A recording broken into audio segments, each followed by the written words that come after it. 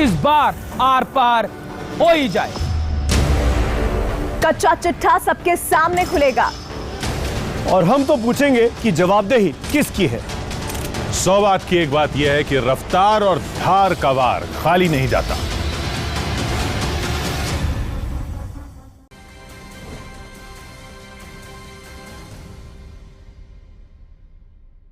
शाम के 5 बज रहे हैं। आप देख रहे हैं IBN 7। मैं हूं आपके साथ प्रीति रघुनंदन। गुरु के चोले में छिपकर कुकर्मों की फेहरिस्त बनाने वाला नारायण साईं भले ही सलाखों के पीछे हो, लेकिन उसकी बेशर्मी पर इसका कोई असर नहीं है। रेप जैसी घिनौनी करतूत के लिए जेल में बंद नारायण साईं के शैतानी दिमाग की खुराफात बंद नहीं हो रही है। एक बार फिर नारायण की काली करतूत कैसे सामने आई है, जानिए इस रिपोर्ट में, और उसके बाद इसी पर करेंगे चर्चा।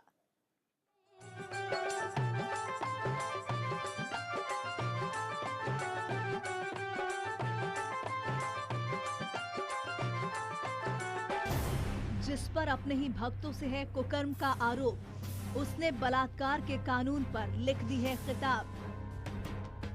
आस्था और भक्ति के नाम पर लोगों को लूटने वाला यह शख्स है आसाराम का बेटा नारायण साईं। इसकी करतूतें भी आसाराम से कम नहीं है। रेप के आरोप में बंद है नारायण और रेप के कानून पर लिखी किताब। रेप पर रेप का आरोपी किताब लिख रहा है, वो भी ऐसा आरोपी जो लोगों की आस्था से खिलवाड़ कर उन्हें अपना शिकार बनाता रहा। जाहिर है ऐसे शातिर शख्स की किताब खुद के बचाव के अलावा और कुछ नहीं होगी।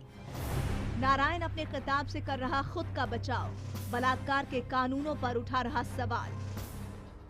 शातिर नारायण साईं सिर्फ बलात्कार के कानूनों पर सवाल ही नहीं उठा रहा, बल्कि से एक कदम आगे जाकर बलात्कार के मामलों में संतों को कानूनी सुरक्षा देने की भी वकालत कर रहा है। अपने भक्तों से कुकर्म का आरोपी है गुरु घंटाल। रेप के मामलों में संतों के लिए मांग रहा अलग से कानूनी सुरक्षा। नारायण की किताब में महिलाओं के बारे में जो कुछ कहा गया है वो बेहद आपत्तिजनक है। हैरानी इस बात की है कि वो किताब के जरिए अब भी खुद को संत कह रहा है, लेकिन इस किताब से ही संत के वेश में छिपे शख्स का असली चेहरा भी सामने आ गया है। तो गुरु घंटाल नारायण साईं की किताब में जो बातें कही गई हैं वो न सिर्फ आपत्तिजनक हैं बल्कि बेहद शर्मनाक भी है। उसकी किताब में महिलाओं के बारे में बेहद शर्मनाक बातें लिखी हैं। इस किताब के सामने आने के बाद हर कोई इसकी निंदा कर रहा है।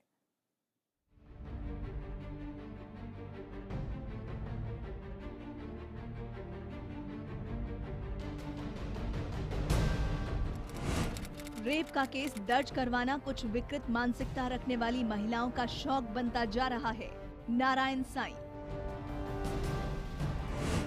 यह है नारायण साईं की किताब की पहली लाइन।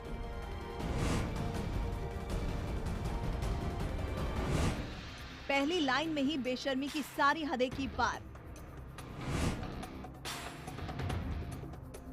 यह है नारायण साईं की वो किताब जिसमें उसने बेशर्मी की सारी हदें पार कर दी है।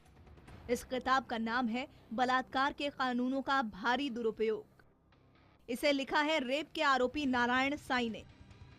इस किताब के जरिए नारायण ने न सिर्फ अपना बचाव करने की कोशिश की है, बल्कि इसमें महिलाओं के बारे में जो बातें कही गई हैं वो बेहद शर्मनाक है। इसी किताब में नारायण साईं लिखता है, बलात्कार के कानूनों का लालच या रंजिशवश महिलाएं धड़ल्ले से इसका दुरुपयोग कर रही हैं। बलात्कार की झूठी कहानी बनाकर पुरुषों को डराकर पैसे ऐंठने वाली महिलाओं की तादाद बढ़ती जा रही है। नारायण साईं के शर्मनाक बोल यहीं खत्म नहीं होते। इसी किताब के एक हिस्से में नारायण साईं ने महिलाओं पर एक और बेहद शर्मनाक बात कही है। आवारा स्वच्छंदी महिलाएं रेप केस दर्ज कराने के बाद मुकर जाती हैं। इसका मतलब है कि उन्होंने महिला सुरक्षा के लिए बनाए गए कड़े कानूनों का दुरुपयोग करने को आसानी से कमाई करने का एक पेशा बना लिया है। रेप के इस आरोपी ने महिलाओं के अपमान में अपनी किताब में ऐसी अनगिनत बातें कही हैं, लेकिन आसाराम की प्रवक्ता जो खुद एक महिला है वो ऐसी सोच को जायज ठहराने की दलील दे रही है। जो किताब लिखी है नारायण साईं जी ने, वो उनके मन की व्यथा के साथ साथ कई अखबारों की कई किताबों का संकलन भी उसमें लिया गया है। कुछ अखबारों की एज इट इज़ कटिंग उठाई गई है, एज इट इज़ वो खबर उठा ली गई है और उसके हवाले से बात कही गई है। दरअसल नीलम दुबे की दलीलें नारायण साईं के शातिर दिमाग का ही हिस्सा है। अपने किताब में नारायण साईं ने अपनी बात कहने के लिए कुछ अखबारों की खबरों का इस्तेमाल किया है, लेकिन उन्हें तोड़ मरोड़ कर अपने फायदे के लिए पेश किया है। नीलम दुबे इसी के जरिए नारायण का बचाव कर रही है, लेकिन इस किताब में महिलाओं के लिए जिस तरह की बातें कही गई हैं, उसे देखकर अब विवाद बढ़ता जा रहा है। गुजरात राज्य महिला आयोग ने भरोसा दिलाया है कि इस किताब की शिकायत आने पर कार्रवाई जरूर की जाएगी। कि महिला के बारे में कोई भी लिखे या उसके बारे में बोले तो वो बहुत गलत हो। मेरे पास शिकायत आएगी और महिलाएं कुछ बोलेगी तो मैं कुछ करूंगी।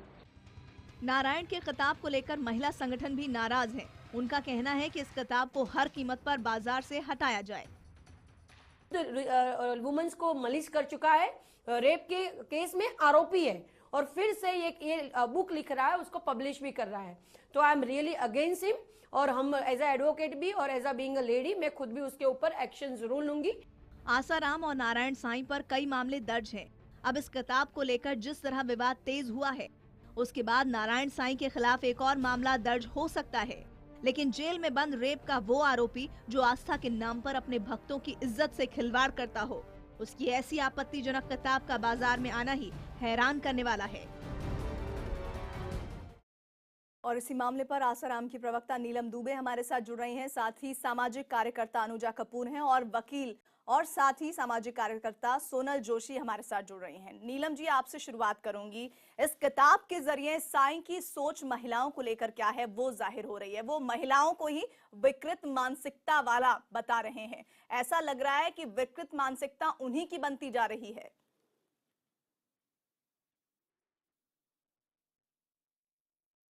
प्रीति, सबसे पहले तो केस आपके खिलाफ बनता है। जो मामला कोर्ट में चल रहा है, उस मामले को आपने इतनी बुरी तरह से उठाया है जैसे कि आपने जस्टिफाई कर दिया कि उन्होंने रेप किया है।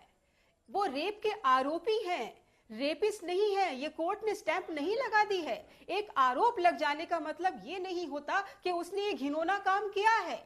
आरोप जिसने लगाया है, इन्वेस्टिगेशन एक जांच का मामला है। जब जांच होगी तब परतें खुलेंगी, तब सामने आएगा कि आरोप लगाने वाले ने किसके कहने पे लगाया है, किस वजह से लगाया। मामला वो लड़की बताती है 2005 का और आरोप लगाती है 2013 में। यहीं से सारी कहानी खुल जाती है कि एक मामला अगर 2005 का 6 का है, 13 में आरोप लगाने का मतलब क्या बनता है? क्या ये षड्यंत्र नहीं? अभी इन्वेस्टिगेशन कोर्ट में चल रही है और आपने जो भाषा का इस्तेमाल किया है प्रीति, आपके खिलाफ ही केस बनता है, मानहानि का। नीलम जी, जो आप बातें कह रही हैं, रिपोर्ट जब सबने देखी है और किसी को आपत्तिजनक लगती है तो उसके पास हक है कानूनी तौर पर, लेकिन आप जिस तरह से डिफेंस कर रही हैं नारायण साईं का, वो बता रहा है कि वाकई में आप जेन्युइनली इन तमाम बातों को मान रही हैं। अनुजा, मैं आपको यहाँ पर शामिल करना चाहूंगी।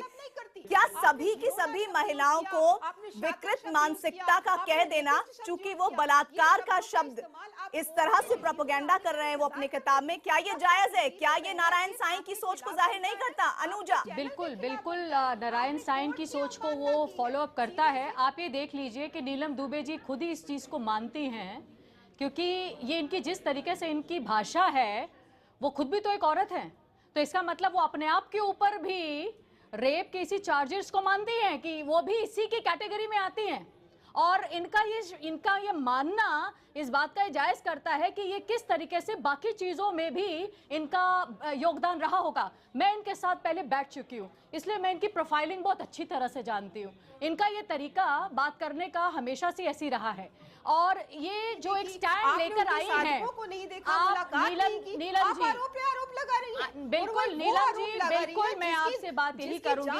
आपको देखिए, कम से कम कोर्ट का तो आपको सम्मान करना चाहिए। यही तो मैं आपको कह रही हूँ, सम्मान आप नहीं करती, वो तो दिखता है आपके देखिए नीलम जी, आप जब दूसरा बात करते हैं, आप बात नहीं सुनती हैं, आप सुनती नहीं है। ये आपकी सबसे बड़ी फॉल्ट है। आपने कोर्ट की अवमानना की है, कोर्ट की अवमानना की है। जो मामला कोर्ट में चल रहा है, नीलम जी, नीलम जी, अनुजा और साथ ही साथ सोनल दोनों वकील हैं, वो भी सुन रहे हैं। कोर्ट की अवमानना की है नहीं की है वो भी तय कर रहे हैं, लेकिन आपकी तरह इस तरह से बौखलाहट के जरिए ये नहीं बता रहे हैं। अगर कुछ भी कानूनी तौर पर गलत हुआ है उसका सवाल जवाब किया जाएगा, लेकिन आप इस सवाल का जवाब दीजिए, क्या नारायण साईं की ये सोच महिलाओं के प्रति बताती नहीं है कि किस तरह की विकृत मानसिकता उन्हीं की है? जब आपको सम्मान नीलम जी सवाल सुनिए, सवाल से मत भागिए। नीलम जी आप सोचेंगे कि इस बहस को किसी और दिशा में आप ले जाएंगी तो मैं आपको ले जाने नहीं दूंगी। नहीं, मेरे शो में ऐसा नहीं होगा नीलम जी, ऐसा मैं आपको करने ही नहीं दूंगी। मुझे आपकी आवाज दबानी पड़ेगी, बंद करने के लिए बोलना पड़ेगा। अगर आप ये चाहेंगे कि आप एक एजेंडे के तहत यहाँ बैठेंगी तो मैं ऐसा नहीं बैठा दूंगी आपको यहाँ पे। सोनल जोशी, क्या ये सोच नहीं दर्शाती नारायण साईं की कि वो कह रहे हैं कि महिलाएं जो इस तरह से बलात्कार का केस दर्ज कराती हैं वो विकृत मानसिकता की हैं? क्या वाकई इस तरह की बातों को जायज समझा जा सकता है आज के समाज में? जिस तरह से नीलम जी पहले तो चुप रहिए, पहले सुनिए, दूसरी औरतों को भी जरा अपना पॉइंट रखने दीजिए। आप जिस तरह से शाउटिंग करके बात कर रही है, जिस तरह से किसी को बोलने तक नहीं दे रही, आप खुद अभी वकीलात कर रही है। हम भी अगर बाकायदा 4 औरतें अगर किसी चीज पे डिस्कशन कर रही है और अभी बताया जा रहा है कि जो बोल रहे हैं कि आवारा औरतें होती हैं और वो इस तरह से फरियाद दाखिल करती है जानबूझ के, कोई औरत ऐसी नहीं होगी जो अपने स्वमान को गिरवी रखेंगी और बोलेंगी कि मेरे पे रेप हुआ है और पैसे की बात कर रही है। 2005 में अगर वो घटना बनी है, उसके बाद 2013 में अगर कोई केस दाखिल किया है, सुनिए, पहले सुनने की आदत डालिए, पहले सुन लीजिए। कोई अच्छी बात आप दबा नहीं सकती, इस तरह से बात नहीं होती। अगर डिस्कशन करना चाहती है तो अपने आप को सुने, पहले सुनने का हौसला रखिए, पहले सुनिए, किसी को बोलने दीजिए। अगर सही है तो चल बांटा गया, उनके घर में चूल्हे जले, हमारे आश्रम में बोरियां भर अनाज बोले जा रही है, उनको किस तरह महिलाओं को दिखाई नहीं दिया? क्या महिला गरीबों को दवाई दी गई, खाना दिया गया, कंबल दिया गया, ये हमारे आश्रम के सेवादारों ने किया, ये आपको दिखाई नहीं दिया? कोर्ट में ये जाओ कि क्या दबाने की क्या किताब में गलतियां लिखा है? महिलाओं के महिलाओं के खिलाफ क्यों गई है ये भी देखिए। क्यों किसी और स्वामी पे लोग नहीं दर्ज हुआ? रेप का अगर नारायण साईं को क्यों एक केस बनाया गया? क्यों कोई और कोई स्वामी के ऊपर नहीं लगा है? खुद अंदर बंद है, वो आपको दिखाई नहीं दिया? लिख रहे हैं कानून का कितना मिसयूज हो रहा है वो आपको दिखाई नहीं दिया? अगर आप एक पर्टिकुलर एजेंडे के साथ इस बहस में आगे बढ़ेंगी तो बहुत मुश्किल हो जाएगा। आपसे उम्मीद हम बस यही कर रहे हैं कि जो आपसे सवाल किया जा रहा है आप उस सवाल का उत्तर दीजिए।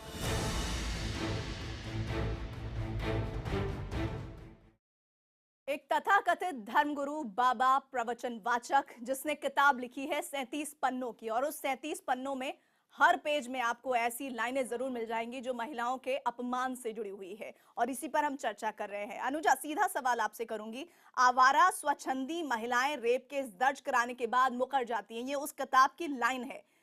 ये क्या बताना चाहते हैं? क्या ये विवशता हमने नहीं देखी है समाज में? कई दफे सामाजिक तौर पर लड़कियां इतनी डर जाती हैं कि उन्हें केस वापस लेना पड़ता है, और ऐसी महिलाओं को हम सीधे कैटेगराइज कर दे रहे हैं। इस किताब के मुताबिक आवारा स्वच्छंदी महिलाएं कह दे रहे हैं।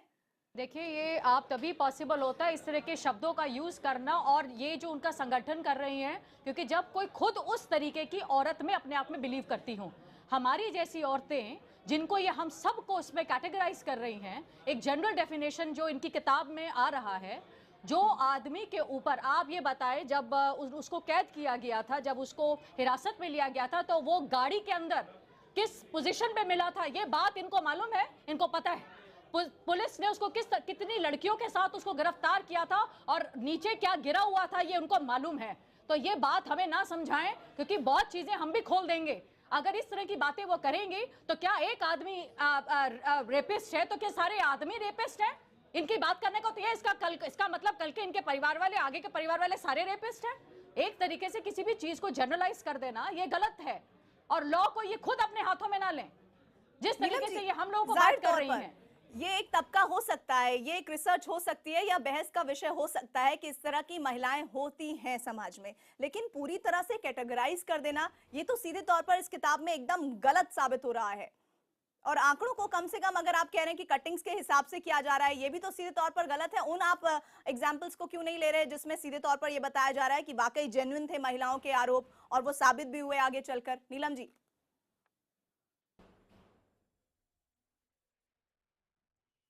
स्वामी नित्यानंद जी पर एक सीडी बनाई थी जो आपके चैनल ने बहुत खोल खोल के दिखाई थी। बाद में जब इन्वेस्टिगेशन हुआ तो पता चला हो कि वो सीडी गलत थी, झूठी थी। तब आपने आपके चैनल ने एक लाइन भी नहीं बोली। मैं आपको यही कहना चाहती हूँ, जब आरोप लगता है तो आप खूब शोर मचाते हैं, लेकिन जब आरोप इधर उधर होता है, जब जांच सही में सामने आती है कि ये आरोप लगाने वाला गलत है, आरोप झूठा लगा है, तो आप चुप हो जाते हैं। नीलम जी, अमृत प्रजापति आपको शायद जानकारी नहीं है, आपको शायद जानकारी नहीं है, मैं आपको यहाँ दुरुस्त कर दूं।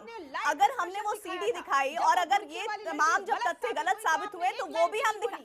क्या बात कर रही हैं? हमारा काम जो हो रहा है उसे दिखाना है, चाहे वो सही हो चाहे वो गलत हो।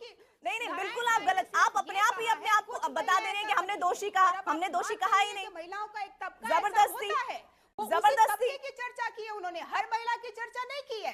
मैं वही बोल रही हूं, बुरखे वाली लड़की, देखिए किस तरह से डिफेंस किया जा रहा है ऐसे शख्स का जिस पर दर्जनों मामले हैं। सिर्फ मामले ही नहीं है, तमाम लड़कियां ऐसे सामने आ रही हैं जो ये बता रही हैं कि हमारे साथ इन्होंने बलात्कार या यौन शोषण किया है। सोनल जी, अपने आप को उस्ताद नहीं समझना चाहिए, जज के ऊपर आप नहीं है, संविधान के ऊपर नहीं है, न्यायालय के यही तो हम कहने की कोशिश कर रहे हैं। सोनल जी, नहीं, जब आप संविधान के ऊपर की बात कह रही हैं तो आप लोग भी इस तरीके के उच्चारण नहीं कर सकते हैं। अक्यूज्ड के लिए धुरंधर शब्द, जाबाज शब्द, नहीं, डेफिनेटली जो बात बता रही है पूनम जी, बात कर रही है, संविधान में हर किसी को अपना पक्ष रखने का हक होता है, पर कहते कि जनरलाइज बोल रहे हैं कि आवारा जो महिलाएं हैं वही इस तरह का काम कर रही है। खुद अगर स्वामी होके, क्यों मैं बार बार यही चीज बोलना चाहूंगी कि पूनम जी अगर वही क्यों, अगर जो अभी बताया इन्होंने कि गाड़ी में क्या क्या मिला था, क्यों मिला था, तो अगर आप इस तरह से प्रवक्ता बने फिरती है और हर किसी को दबाने की कोशिश की जा रही है कि मानहानि होगी, न्यायालय में केस चल रहा है, पूरी कोशिश कर रहे हैं कि आप मुद्दे से पीछे ही करवाएं। मैं आपकी इस कोशिश को कामयाब होने नहीं दूंगी और लगातार जो हमारा काम है वो हम करते रहेंगे और जो कुछ चल रहा है समाज में उसे दिखाते रहेंगे। भले ही ये बुक जो बता रही है कि महिलाओं का अपमान हो रहा है और उसमें ऐसी ऐसी लाइनें हैं जो कहने में ऐसा लगता है कि ये भी सोच है हमारे समाज में लोगों की। एक बात कर रहे हैं नारायण साईं की, जिसने 37 पन्नों की जेल में, सूरत जेल में रहते हुए एक किताब लिखी है जिसमें महिलाओं पर कई अपमानजनक बातें कही गई हैं। यहाँ पर मैं सोनल जोशी को जोड़ना चाहूंगी। सोनल जी, चूंकि आप कानून से जुड़ी हुई हैं और इस मसले को बेहतर तरीके से समझा सकती हैं दर्शकों को भी, आर्टिकल 361 के अनुच्छेद 2 का लाभ मिलना चाहिए संतों को, यह भी कहा है जैसे राजनेताओं को मिलता है नारायण साईं ने। इसका मतलब क्या है और इसका असर क्या होगा? ये गलत है सरासर। वो चाहते हैं कि हम बलात्कार करते रहें और हमें भी पकड़ा ना जाए, जैसे कि जो पॉलिटिकल लोगों को जो मिलता है और वो स्पेशलाइजेशन मांग रहे हैं, उनको शर्म आनी चाहिए कि इस तरह की बातों को अपनी रजूआत करते हैं। गजब है आप भी। क्या पहले सुन लीजिए नीलम जी, पहले सुनिए, पहले जरा जी पहले सुन लीजिए पहले कि वो मांग रहे हैं कि जैसे कि पॉलिटिकल जो लीडर्स होते हैं उनको यहाँ बैठे बैठे इन्होंने पढ़ लिया। आज तक इन्होंने कभी नारायण साईं से मुलाकात नहीं की, कभी उनको देखा नहीं, कभी उनका सत्संग नहीं किया, कभी हमें करनी भी नहीं है। अगर ऐसे स्वामी जी से मिलके क्या करेंगे? जो अगर स्वामी जी जो पूजनीय है उनको मिलके क्या करेंगे हम? मतलब है वो तो आपको पता है ना। जी हम, अरे आप कोई प्रॉब्लम नहीं है, आप अगर ठोकना चाहे तो मानहानि ठोक देना, क्योंकि आप अनुजा कपूर को, हमें और प्रीति को सबको डरा रहे हैं कि हम लोग ये केस कर देंगे, किसी और को डराइएगा, मुझे नहीं मिलेंगी। मैं सोशल एक्टिविस्ट हूँ और मैं खुद अपने आप का एक आवेदन पत्र देने जा रही हूँ इनके खिलाफ। अगर जेल में, सुनिए पहले बात सुनिए, उन्होंने खुद ही अपना प्रकाशित कर दिया अपनी पुस्तक। कानून का नहीं हो रहा। अरे खुद अपनी, अरे उनको कोई अगर नहीं देना चाहिए गवर्नमेंट को, इनके खिलाफ में एक्शन लेना चाहिए। उनको कोई राइट नहीं है जो महिलाओं की इज्जत नहीं कर सकता बंदा, वो बुक क्या लिखेगा?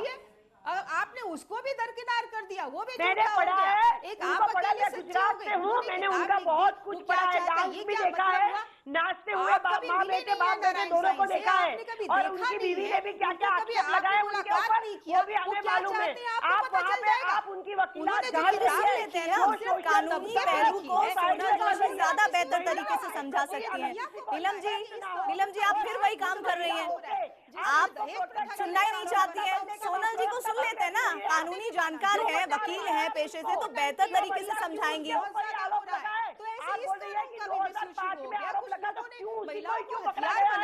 अगर कहीं किसी को कोई तो अगर पर्सनल रंजिश के लिए वो इस कानून का सहारा लेते हैं। उन्होंने ये बोला है, नहीं होता, से गलत है। ऐसे जान पहचान में कुछ भी नहीं होता, भूल जाइए। को आप लगातार सुन रही हैं, क्या वाकई इस मसले को लेकर नारायण साईं बेहद गंभीर है या अपने मन की भड़ास निकाल रहे हैं कि किसी तरह से वो बेगुनाह साबित हो जाए? सुनने लायक ही नहीं। अनुजा, आपने तय कर लिया है कि नारायण अनुजा, हाँ जी बोलिए।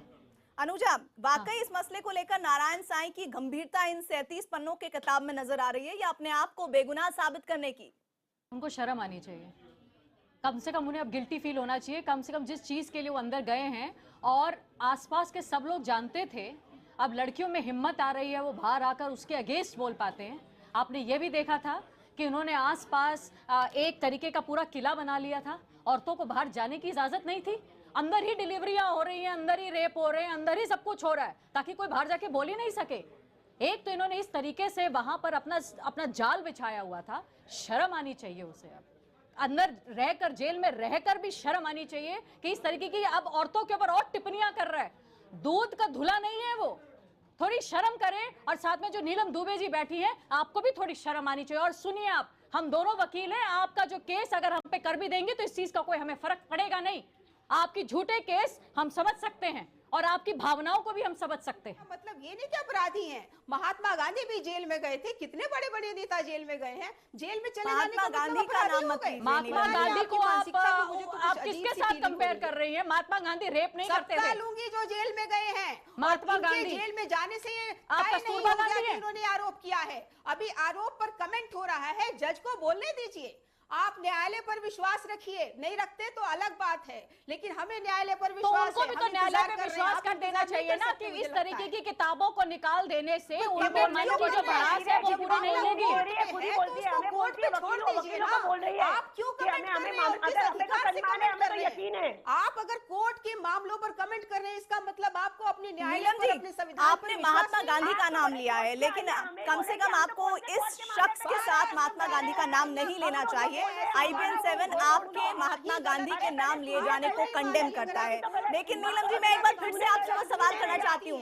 सोनल, अनुजा, मैं एक बार फिर से कोशिश करती हूँ कि नीलम जी इस बात का उत्तर दें। नीलम जी, मैं उम्मीद करती हूँ कि आप इस प्रश्न का उत्तर देंगी। नीलम जी, सुन लीजिए। नीलम जी, मुझे इस बात का उत्तर दे दीजिए कि आखिर नारायण साईं ने बलात्कार के भारी दुरुपयोग के मुद्दे पर किताब क्यों लिखी? चलिए, इसका सीधा जवाब दीजिए ना। नीलम जी, आप तो सुनना ही नहीं चाहती। आप एक एजेंडे के तहत ऐसा लग रहा है इस चर्चा में बैठी हैं और आपको अपनी बात कहनी है, किसी ने क्या कहना है और उसका क्या आपको जवाब देना आपको कोई मतलब नहीं है। प्रीति, ये नीलम दुबे की स्ट्रैटेजी है, मैंने आपको पहले भी बताई थी। इनका एक में जरा वॉल्यूम धीरे करना, इनका ये इसकी स्ट्रैटेजी है, ये शुरू से ही ऐसे करती आई है। मैं इनके साथ पहले भी बैठी हूँ और ये हमेशा से करती आई है कि दूसरे बंदे को बोलने ना दिया जाए, तो ये इनको पढ़ाया जाता है। इनके पास इतनी समझ नहीं है कि ये इस चीज को काउंटर कर सके। ये किसी चैनल ने नहीं दिखाया। सोनल, क्योंकि सोनल जोशी की आदत नहीं है आप लोगों को। हाँ जी प्रीति, आखिर महिलाओं के ऊपर बलात्कार के भारी दुरुपयोग को लेकर किताब लिखना, जो सवाल मैं लगातार नीलम जी से पूछ रही थी, वो जवाब नहीं दे रही हैं। अरे नीलम जी, आपसे पूछा, आपने जवाब नहीं दिया। अब मैं सोनल से बात कर रही हूँ।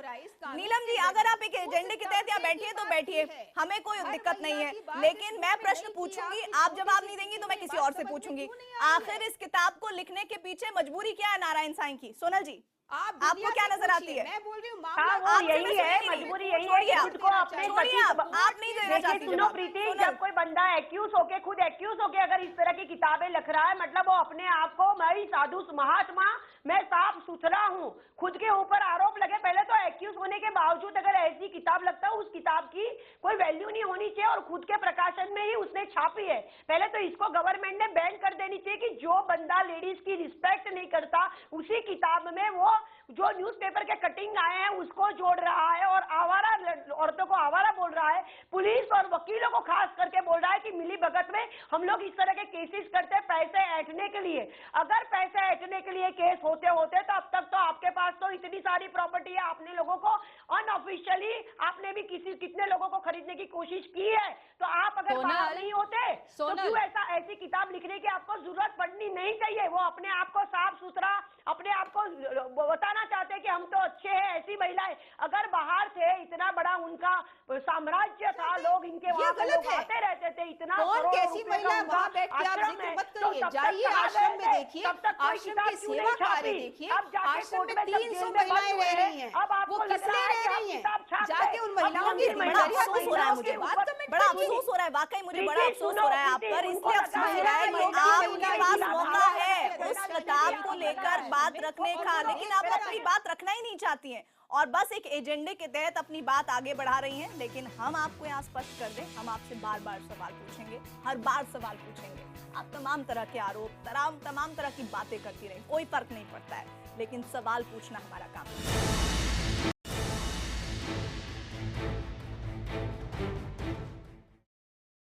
नारायण साईं ने 37 पन्नों की एक किताब लिखी है जो कि खासी विवादित है। महिला संगठन उसके खिलाफ उतर आए हैं और लगातार केस दर्ज करने को लेकर रणनीति बना रहे हैं। हमारे साथ अनुजा कपूर और 2 खास और मेहमान जुड़े हुए हैं लगातार। अनुच्छेद 361 का जिक्र किया था अभी थोड़ी देर पहले अनुजा मैंने, जिस पर नीलम जी लगातार हम कोशिश कर रहे थे कि सोनल जी को सुन ले, लेकिन वो तमाम बातें कह रही थी, हम नहीं सुन पाए। 361 के तहत जैसे राजनेताओं को लाभ मिलता है वैसे साधु संतों को भी लाभ मिलना चाहिए, क्योंकि उनके साथ बलात्कार जैसे मामलों में भारी दुरुपयोग हो रहा है। इसको कहने का तात्पर्य क्या नजर आता है साईं के इस लाइन के पीछे? साफ है, इम्यूनिटी मांग रहे हैं। क्या है? नहीं, इसमें इम्यूनिटी मांग रहे हैं वो, और दे चाहते। नीलम जी मैंने आपसे सवाल नहीं पूछा है, नीलम जी मैंने आपसे सवाल पूछा ही नहीं है अभी। चैनल में दिखाया नीलम जी हमने आपसे सवाल पूछा ही नहीं है, मुझे फिर आपकी आवाज बंद करनी पड़ेगी। नीलम जी आप अपनी बात रखिए जब आपका मौका आए, आप अपनी बात तब रखिएगा जब आपका मौका आए। अनुजा से सुन लेते हैं ना, गलत सही हम नहीं कह रहे हैं, गलत सही हमने कहा ही नहीं, गलत है या सही है हमने ये कहा ही नहीं। आप अगर खामखा एक पर्टिकुलर चीज को लेकर यहाँ बैठी हैं तो बैठे रहिए नीलम जी, हमें फर्क नहीं पड़ता। अनुजा अपनी बात करिए। मैंने आपको बोला ही था ना, ये बैठी इसी चीज के लिए हैं। आप उनका क्या, आप इन्हीं को ही देख लीजिए, इन्हीं तरीके के तो इनके गुरु हैं। ये इनकी इन्हीं से आपको समझ में नहीं आ रहा कि वो उनका किस तरीके का रास्ता रहा होगा। 361 इम्यूनिटी के बारे में बात करता है और इम्यूनिटी के अंदर ये होता है कि अगर इस तरीके से कोई भी आपके साथ कहीं पर सिचुएशन आ जाती है तो आपके ऊपर कुछ पावर्स जो हैं वो डेलीगेट हो जाते हैं, जहाँ पर आपको कहीं ना कहीं इम्यूनिटी मिलती है। अब ये अगर अपने आप को भी उसके अंदर डालते हैं साधु संत, तो आप ये समझ सकते हैं इम्यूनिटी अगर यहाँ पर मिल जाएगी तो आप और मैं भी कल साधु बनने के लिए तैयार हो जाएंगे। साधु और संतों में बहुत फर्क है। साधु संत वो संतों की बात नहीं कर रहे हैं, साधु की बात नहीं कर रहे हैं जो हमारे पूर्वजों में हुआ करते थे। और इसको अगर वो करना चाहते जो ये खुद कह रही हैं इतना, तो फिर ये इसमें कॉन्स्टिट्यूशन में ऑलरेडी आ चुका होता है ना। ये मांगने की दुहाई क्या कर रही हैं? क्योंकि they are just a common man, और कॉमन मैन को ये चीज नहीं मिलती। Common man should be tried in the court. और यहाँ के अंदर ये एक लॉ सभी के लिए है। और जहां पर आप इम्यूनिटी की बात कर रहे हैं वहां पर भी हमारे को हमें लॉज दिए जाते हैं कि हम उनको भी कहीं ना कहीं काउंटर कर सकते हैं। जी अब बताइए इस बात को अपनी किताब में कहने का मकसद क्या है नारायण साईं का? चलिए आप ही बता दीजिए। क्या करेंगे काउंटर? जब जिसकी जानकारी आपको नहीं है, काउंटर क्या करेंगे आप? मैं फिर बोल रही हूँ, मामला जो कोर्ट में होता है, मैं अनुजा ऐसे ही बैठे, इनको जानकारी है सब कुछ। बिल्कुल ऐसे ही बैठी हैं। अगर आप ऐसे नहीं बैठी होती तो आपके सामने एग्जाम्पल था स्वामी नित्यानंद जी का, जिन पर आरोप लगाने वाले स्वामियों का नाम कमाल की प्रवक्ता है। जब आपसे जो सवाल किया जाए उसका जवाब आपने नहीं देना, आपने एक अलग नया मुद्दा ले आना है, नया विषय ले आना है। नीलम जी फिर मुझे सोनल के पास जाना पड़ेगा। इतने सारे साधकों का दिल तोड़ा, इसके खिलाफ कोई केस नहीं बनता था। क्या जानकारी है आपके पास? कुछ भी जानकारी नहीं है, खाली बहस करना है, शोर मचाना है, यही जिम्मेवारी है आपकी। मैं वही बोल रही हूँ, जिस संस्था ने, नारायण साईं जी की संस्था ने, आसाराम बाबू की संस्था ने दिवाली में जितना गरीबों के घर मिठाई बांटी है, कंबल बांटे हैं, भोजन बांटा है, इतना किसी संस्था ने नहीं किया पूरी दुनिया में। ये आपको क्यों नहीं दिखा? क्योंकि अच्छा देखने की आदत नहीं है आप में। जब देखेंगे खोट देखेंगे, आप खोट देखने चलेंगी तो आपके भीतर भी खोट मिलेंगी। हमने तो खोट ही देखी है, खुद एक्यूज होके किताब लिख रहा है, खुद बाहर नहीं आया। अगर आप बोल रहे हैं कि अगर कुछ मैं वही बोल रही हूँ, दीपावली हमारी संस्था ने जिस तरीके से मनाई, तो अब तक बाहर क्यों नहीं आए? कंबल बांटा, नीलम जी आपको क्यों नहीं दिखा? और किस आधार पे ऐसी दीवारें बनाई, ये मुझे सुन लीजिए जरा, सुनने का धैर्य रखिए। आपको मौका मिलता है तब आप बोलती नहीं है, जब दूसरा बोलता है तो आप बोलने लग जाती हैं। हमने आपसे बहुत ही साधारण सा सवाल किया नीलम जी कि आखिर इस अनुच्छेद का जिक्र करने की आवश्यकता क्यों थी नारायण साईं को, क्यों वो अपने आप को प्रिविलेज फील करना चाहते हैं? नीलम जी बताइए ना।